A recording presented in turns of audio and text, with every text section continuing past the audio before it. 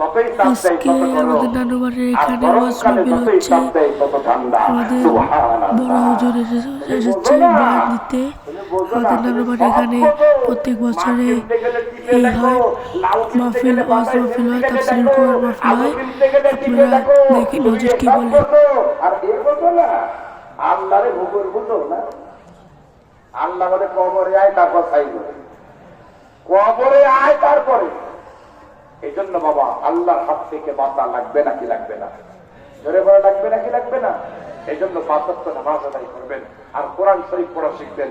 যারা কোরআন পড়তে পারেন না তারা এই হুজুরের কাছ থেকে শিখবেন।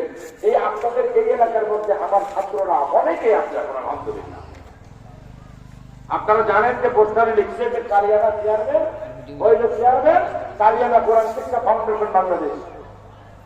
এই আপনাদের মতো মানুষদেরকে কোরআন পড়ানোর জন্য আমি একটা ফাউন্ডেশন তৈরি করেছি। সারা বাংলাদেশে আমার ছাত্র আছে প্রায় 3.5